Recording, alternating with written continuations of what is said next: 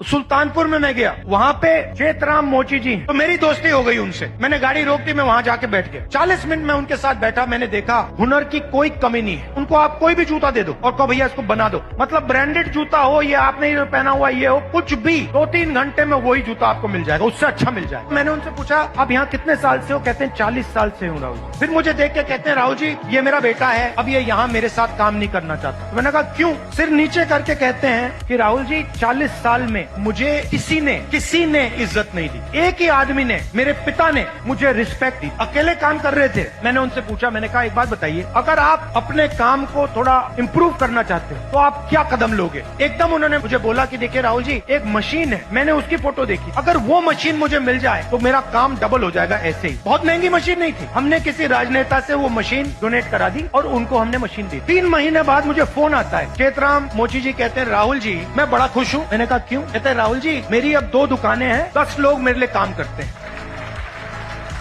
मुझे लग रहा है इस मशीन से कि मैं 4-5 दुकानें खोल पाऊंगा। अब चेतराम मोची ने मुझे एक और बात बोली, यूपी सरकार ने मुझे एक बार ट्रेनिंग पे बुलाया, तो मैंने उनसे कहा क्या सीखे? कहते राहुल जी मैं वहाँ गया, ट्रेनर से ज्यादा तो मुझे मालूम था, और तो ट्रेनर मोची नहीं था, उसको तो कुछ मालूम ही नहीं था। मैंने कुछ टाइम उसको समझाने की कोशिश की, मगर फिर वो समझा नहीं तो वापस आ गया। हुनर किसके हाथ में है? चेतराम जी के हाथ में। ट्रेनिंग कौन दे रहा है?